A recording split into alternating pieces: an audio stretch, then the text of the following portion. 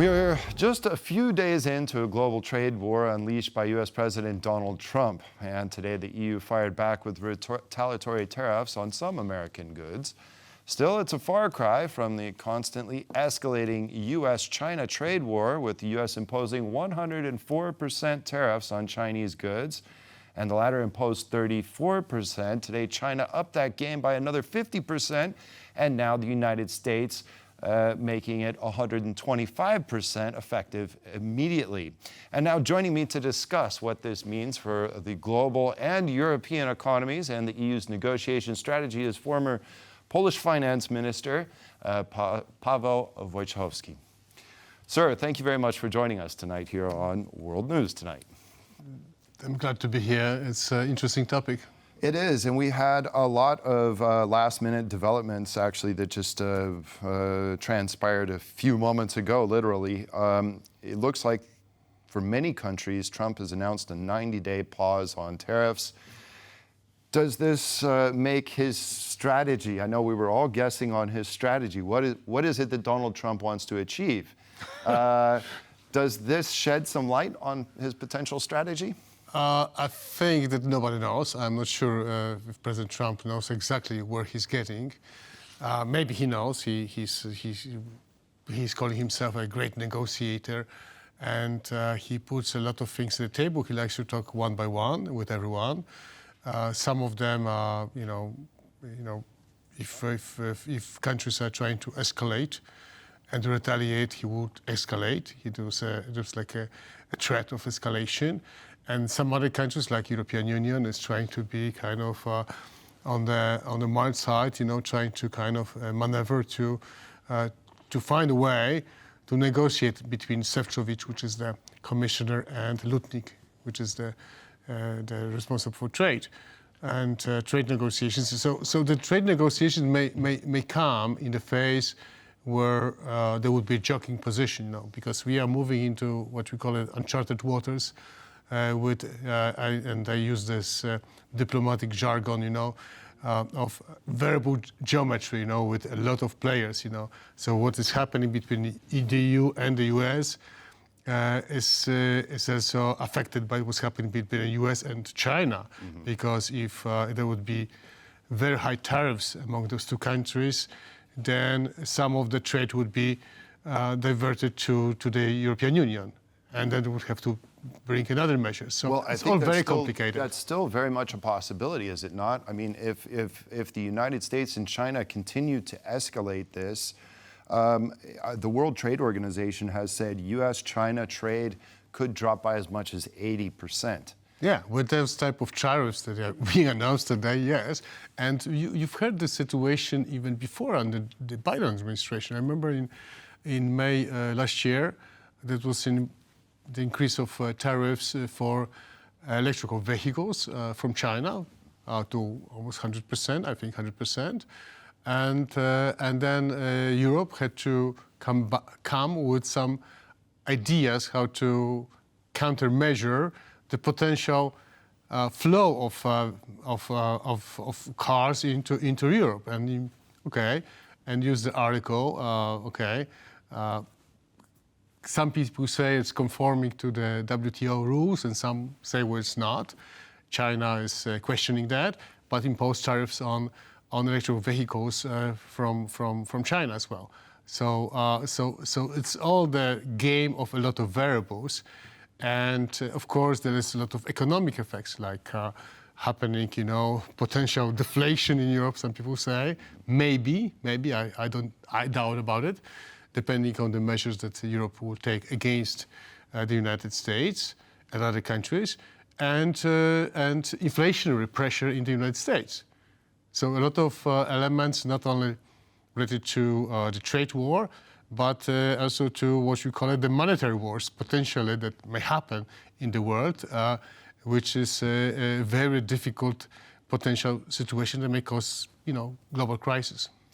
Absolutely. I think the development of this 90-day pause is going to allow us to negotiate. Actually, Europe should take a back seat and let this U.S.-China dispute kind of spiral out of control. It puts Europe, I think, in a better in a better situation. But I think that we did a little bit, in a way that, Chinese were very eager to announce something, retaliatory measure. They were prepared.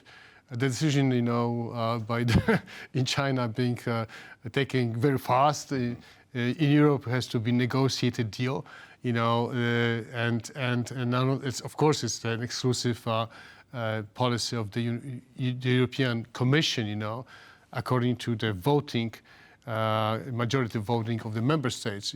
26 approve those countermeasures. One country did not approve, which is Hungary. But of course, it's taken. Its unity has been shown, and of course, every element is in place. Now we're talking about measures that are being applied now next week, next May, which is a bigger chunk of the tariffs, and then in December, like for example for soybeans, at the end, So, but some of the elements of these countermeasures were not taken into account. For example, there was discussion about whiskey from the United States. If we put too much tariffs on the alcohol, then the French and Italian wine producers would threaten to have 200% of tariffs. So, right. so there was a big discussion of which elements of those products we should apply. Right, and 26 billion, I'd say that's or 23 billion. 23, yeah. Yeah, that's a good starting point. Now, there are decisions that are made by the European Union, but some decisions are still within the competencies of nation states within the EU, and such as, say, increasing corporate income taxes on certain entities or certain businesses. Do you think that certain European countries might retaliate in this form, for instance, targeting U.S. tech companies? I think that what is on the table is preparedness of Europe based on regulations, which was thought, anti-China regulation at the time, to limit the expansion of gig techs, And there was discussion about, big gig tech companies or telecom companies from China, and also on some investments that China wanted to do in Europe in critical infrastructure. So all those measures could be taken, and for example, vis-à-vis the United States, there's this a possibility to limit the procurement addressed to the U.S. companies. That's one thing. Second element is to impose, this is the biggest threat, impose some kind of, start working on some kind of, digital tax, which of course stays in the. But this is the nuclear option. This is the nuclear option. I've read on the platform X, one of the very important persons from the. Close to President Trump saying, if you impose those taxes, we will exit NATO, So this is a big, of course, but some countries in Europe already have this type of tax. Of course, gig techs companies, are very afraid of that.